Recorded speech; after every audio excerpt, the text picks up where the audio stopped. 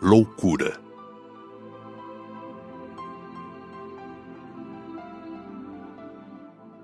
Impressionante e realmente fascinante é o cérebro humano. Residência central da alma, arquivo do nosso passado, nascedouro de toda a criatividade humana, sede de toda felicidade e alegria, quando isento de conflitos. Mas a maioria de nós não faz outra coisa senão deteriorar a capacidade mental através da deturpação das forças e energias que recebe da bondade divina. É um fato corriqueiro, que muito pouco nos chama a atenção. E quando chegamos a vê-lo acontecendo com nossos irmãos, procuramos as causas dessas infelicidades e dores em agentes externos, como as anomalias físicas ou na ignorância de nossos irmãos obsessores. Dificilmente paramos para pensar que o caminhar da natureza cósmica é no sentido do aperfeiçoamento de todas as suas manifestações, incluindo também o homem. Mas quase nunca o homem olha para dentro de si e reconhece que é em si mesmo que reside a fonte de seus próprios males e infortúnios. Meditando sobre esses fatos, iniciei a aula teórica em que estudamos o cérebro humano. Vimos que o cérebro físico é idêntico ao perispiritual. Numa aula difícil, estudamos as partes do cérebro e seus respectivos nomes. Montamos um cérebro de plástico, para termos a real ideia de como é formado. Impressionante e maravilhoso é o cérebro humano. Aprendemos os nomes complicados das doenças que o atingem e seus sintomas. Vimos filmes sobre doenças mentais e também sobre doentes. Estudamos e vimos a loucura sem a obsessão. O motivo por que a obsessão é a causa de muitas doenças e loucuras, estudaríamos posteriormente. As doenças mentais são quase todas de origem espiritual. Estão ligadas a um passado cheio de erros. Muitos doentes recordam, total ou parcialmente, de forma confusa, existências anteriores que perturbam o cérebro. E este, predisposto a adoecer pelas muitas maldades que fizeram, não consegue se equilibrar. Recordações do passado não prejudicam pessoas equilibradas e que já quitaram suas dívidas ou o karma negativo. Tivemos uma aula interessante na qual aprendemos a nos concentrar em outras mentes e saber o que estão pensando ou o que está se passando. Aprendemos para ajudar. Só podemos ler com a permissão de quem estamos pesquisando, ou quando este está muito necessitado de ajuda. A mente perturbada é fácil de ler, porque seus pensamentos estão fixos em determinado assunto. Claro que só com essas aulas não iríamos sair lendo pensamentos, mas era um início. Para desenvolver esse processo com perfeição, leva-se tempo e é necessário prática. Este estudo serviria apenas para ler os pensamentos dos doentes e ajudá-los. Temos que nos concentrar na mente do outro e o que ele pensa vem à nossa mente. No começo, líamos de forma incerta, pedaços somente. Depois, com o treino, fomos nos aperfeiçoando. De desencarnado para desencarnado é mais fácil. Depois, aprendi a ler a mente dos encarnados, mas só faço isso para uma ajuda, nunca por curiosidade. Depois, como já disse, a mente perturbada é mais fácil. Em doentes mentais, os pensamentos são sempre muito confusos. Na aula prática, fomos ao Hospital da Colônia. Os doentes perturbados ficam no hospital em alas separadas. Dentro dessas alas ainda são isolados, dependendo de seu estado. Esses socorridos, é claro, não estavam obsediados, mas muitos tinham sido quando encarnados. Visitamos primeiramente os que se encontravam já em recuperação. A enfermaria é grande, com muitas janelas, leitos, cadeiras, algumas mesas com flores, quadros na parede e cortinas nas janelas. Era uma enfermaria feminina. As doentes usam roupas brancas, vestidos ou conjuntos de calças compridas e camisas. A primeira impressão que se tem é que estão bem, não têm dores, mas em algumas os olhos são um tanto parados, em outras inquietos. Umas falam muito, outras são quietas. Receberam-nos bem, gostam de conversar e falar de seus problemas. Recebemos orientação e permissão para tentar pôr em prática o que aprendemos sobre a leitura da mente. Fomos até lá para conversar com as doentes, tentar ajudá-las com conselhos dar passes e convidá-las a orar conosco. Fui conversar com uma mocinha que parecia estar com 15 anos, mas tinha 23. Você quer me escutar mesmo? Interrogou-me. Posso contar minha vida a você? Claro que pode. Fale o que quiser, respondi. Eu era uma boa moça, ou todos pensavam que era. Honesta e trabalhadeira, ajudava minha mãe viúva a costurar para as freguesas. Me comportava um tanto estranha, maníaca, mas nada sério. Tinha 22 anos, não arrumava namorado e acabei apaixonada por um homem casado, passando a me encontrar com ele às escondidas. Fiquei grávida. Ele não queria nada comigo, arrumou e pagou para que eu fizesse aborto. Temendo os comentários maldosos e minha mãe, fiz o aborto. Ninguém ficou sabendo, mas depois desse gesto eu fiquei doente. Me tornei louca e fui internada num sanatório, onde desencarnei após um tratamento de choque. Sofri muito. Fui perseguida por um espírito inimigo de outra existência. Esse espírito, tentando se reconciliar, ia nascer como meu filho e eu o abortei. Não me perdoou. O ódio voltou mais intenso e me perseguiu pelo umbral. Depois de algum tempo, fui socorrida. Agora estou bem. Observando-a, vi que ela fora um espírito endividado, que na encarnação anterior a esta, errou muito, e quando desencarnou, sofreu muito no umbral e acabou perturbada. Fez um tratamento e reencarnou. Na vida física, após novo erro com o aborto, seu cérebro desarmonizou-se e o obsessor conseguiu deixá-la doente. Se não errasse nesta, não iria adoecer.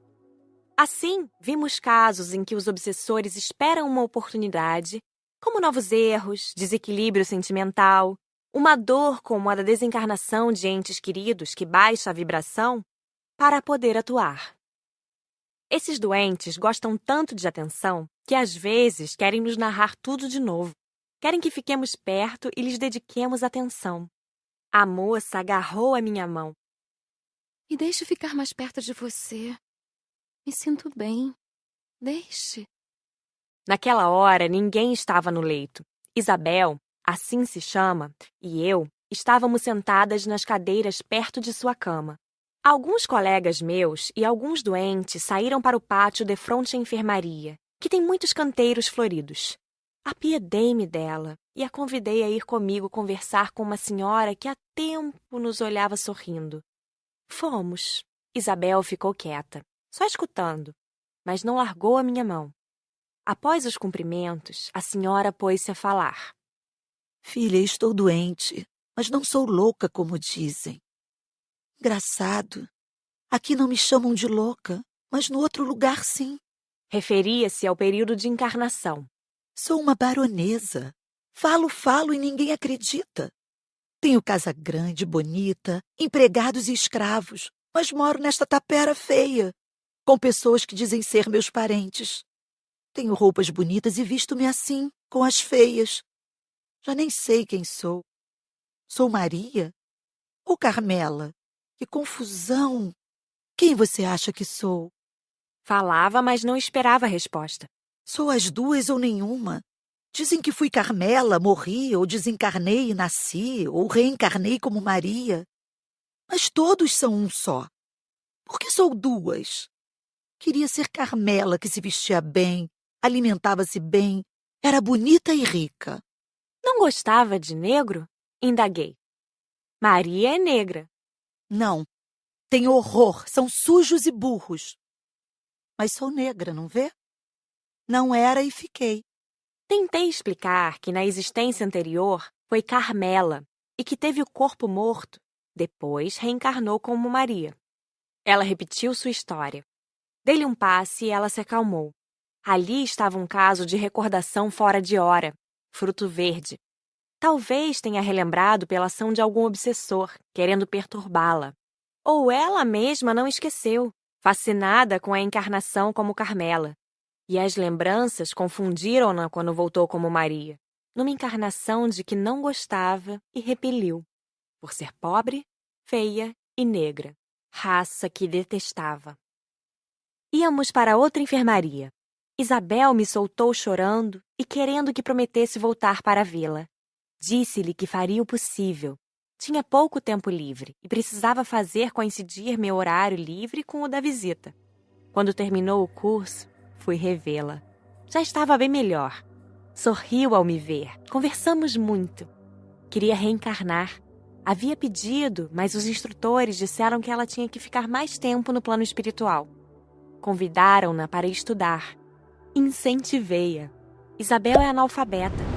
Falei da escola com carinho. Ela ficou entusiasmada. Lá, ela aprenderia o evangelho, a moral cristã, que muito lhe fariam bem.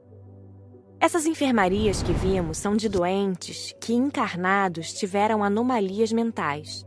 No plano espiritual, há muitas enfermarias de doentes que, encarnados, foram sadios e, ao desencarnarem, perturbaram-se com o sofrimento ou o remorso.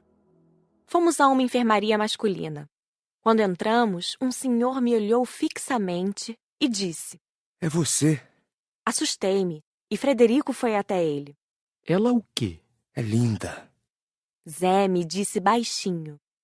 Aí, Patrícia, fazendo sucesso até por aqui.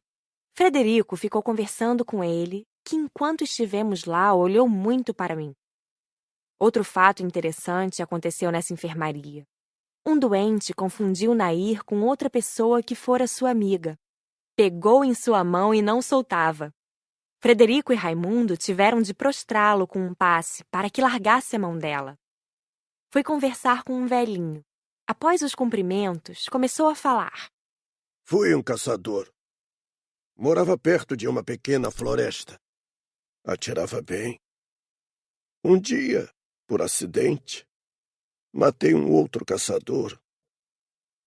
Temendo as consequências, coloquei a arma na mão dele, como se ela tivesse disparado.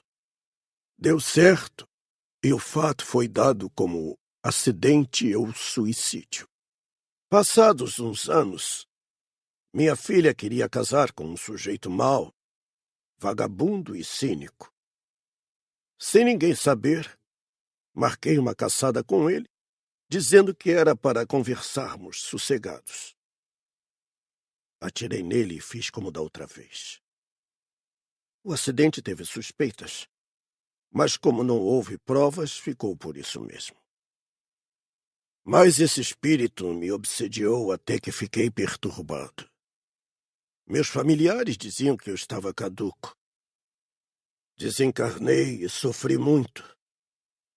Já faz tempo que estou no hospital. Acabou de falar, abaixou a cabeça e ficou triste. Animei-o. Depois sorriu para mim. Como é bom ter a consciência tranquila. Fui conversar com outro senhor que, logo depois de conversarmos um pouco, narrou sua história. Na encarnação anterior a esta, fui à guerra. Matei muitos homens e cometi maldades com os prisioneiros. Reencarnei em outro país. Era pobre e trabalhador. Mas alguns inimigos me acharam e ficaram esperando uma oportunidade. Se eu cometesse algum erro ou baixasse minha vibração, iriam me obsediar. Apaixonei-me por uma moça rica que nem sabia que eu existia. Criei coragem e confessei-lhe o meu amor, mas ela riu de mim. Tomei veneno. Só que não morri. Fiquei mudo. Passado algum tempo, minha mãe desencarnou. Aí senti muito e perturbei-me. Acabei sendo o mudo bobo. Vivi anos assim, sozinho numa casinha a pedir esmolas. Com o tempo, os obsessores foram embora. Eu sei que foi minha mãe que fez com que eles me perdoassem. Desencarnei e fui socorrido, porque sofri resignado por muitos anos. Estou aqui há pouco tempo. Tenho ainda as ideias confusas. Às vezes me lembro da guerra e grito. Mas, graças a Deus, estou melhorando. E estar falando novamente é bom demais. Chegou a dormir quando recebeu o passe. Fomos ver os que dormiam em pesadelos. Formamos equipes de 5 para dar passes em cada um deles. Ao orarmos, às vezes víamos seus pesadelos. Uma senhora sentia falta de seu obsessor a quem estava ligada pelo ódio e pela paixão. Queria-o, e chamava-o sem parar. Um enfermeiro nos disse que o espírito que a obsediara ficou no umbral. Não quis socorro. Ele sente chamá-lo? Indagou Laís ao enfermeiro. Não, a distância é grande e as vibrações muito diferentes. Lemos os pesadelos de um senhor que teve a tara do sexo e, para se satisfazer, matou 2 crianças. Vimos também uma senhora que matou afogada uma criança, menina de 2 anos, para vingar-se da patroa. Ninguém descobriu e deram o fato por acidente. Mas um dia o remorso veio e ela passou a sofrer muito. Tudo muito triste de ver. Erros, remorsos e sofrimentos podem perturbar alguém e, quando encarnado, pode vir a ter uma das doenças mentais como reação. Viemos à Terra por poucas horas e fomos visitar um sanatório. Desta vez, viemos só para ver casos de loucura sem obsessão. Nossas visitas ajudam os doentes. Fazemos círculos de oração e damos passes.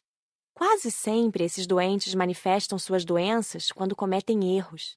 Sentem uma dor maior, têm que enfrentar as responsabilidades ou são acolhidos por acontecimentos desagradáveis. Vimos nesses encarnados as doenças de que eram portadores e seus sintomas. Não tivemos muito que debater na aula de conclusão. Só Luiz perguntou: As doenças mentais são hereditárias? A hereditariedade pode dar aos indivíduos as tendências físicas, mas quase sempre reencarnam com espíritos afins, e tantas vezes quanto as que participam de erros em conjunto. Pode ser que tenham errado juntos, e por isso resgatam juntos. Quando o espírito se equilibra, o cérebro físico também será equilibrado. Foi bom para todos nós esse estudo.